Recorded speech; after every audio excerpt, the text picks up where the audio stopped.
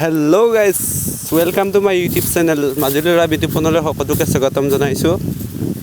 আজি মই এটা বিশেষ ভিডিঅ' দেখুৱাম আপোনালোকক।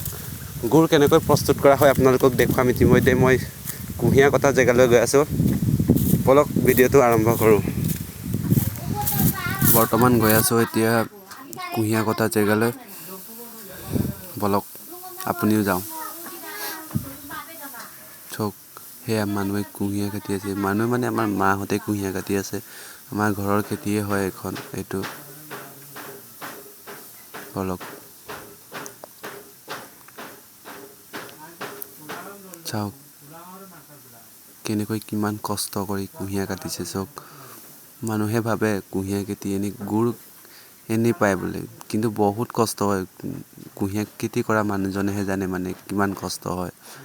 যিসকলে কুঁহিয়াৰ খেতি কৰি পাইছে সেইসকলেহে জানে কিমান কষ্ট হয়।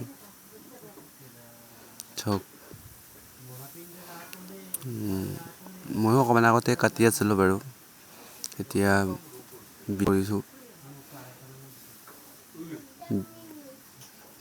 ভিডিঅ'টো কৰাৰ কাৰণে অকণমান ৰেষ্টটো লৈছোঁ আৰু কুঁহিয়াৰ কটাটো। সেইফালে দেউতা আহি আছে। আমাৰ এইটো কুঁহিয়াৰ, সেইটো কুঁহিয়াৰ কাটি কাটি জাপি দিয়ে, মানে জাপি তাৰ পৰা আকৌ ইয়াতে এটা কথা ক'ব বিচাৰিছোঁ যে আমাৰ গাঁৱৰ মানুহবোৰে আগতে প্ৰায়বোৰ মানুহেই কুঁহিয়াৰ খেতি কৰিছিলে, কিন্তু আজিকালি নকৰা হৈ থাকিলে মানুহবোৰ। বহুত কষ্টকৰ হয় খেতি, কুঁহিয়াৰ খেতি। মানুহে ভাবে মানে কুঁহিয়াৰ খেতি কৰিলে বহুত টকা পায়, কিন্তু টকাটো পায়, কিন্তু হ'লেও মানে বহুত কষ্টকৰ হয় মানে খেতিটো কৰোঁতে।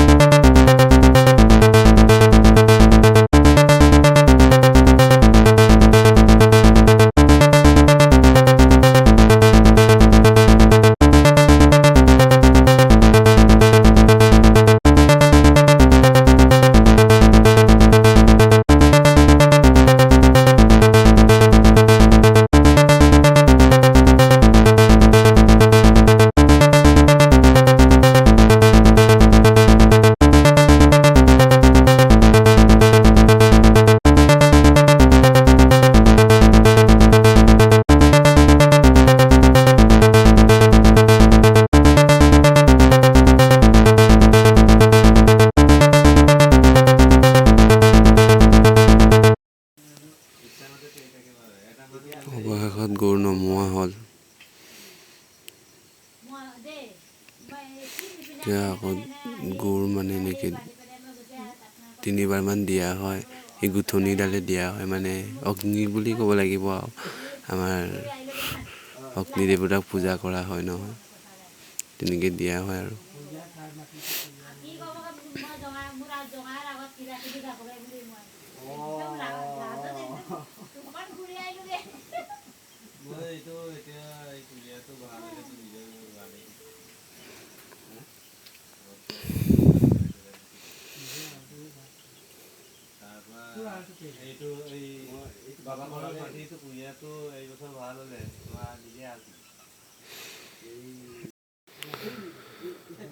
চ' গৈ গৈ এতিয়া গুড় নমোৱা হ'ল। এতিয়া চ' আপোনালোকে দেখিলে গুড় কেনেকৈ বনোৱা হয় বা প্ৰস্তুত কৰা হয়। চ' এতিয়া টিঙত গুড় ভৰাইছে। গুড় কেনেকৈ বনোৱা হয় আপোনালোকে দেখিলে নিজে, মই এতিয়া নকলেও হ'ব। যদি আপুনি ভিডিঅ'টো ভাল পাইছে তেতিয়াহ'লে এটা লাইক, এটা কমেণ্ট, শ্বেয়াৰ এণ্ড ছাবস্ক্ৰাইব কৰি দিবলৈ নাপাহৰিব। লগতে বেল আইকনটো প্ৰেছ কৰি দিব এনেকুৱা নতুন নতুন ভিডিঅ' পাবৰ কাৰণে। থেংক ইউ ছ' মাছ আপোনালোক ভিডিঅ'টো শেষলৈ চোৱাৰ বাবে। ধন্যবাদ।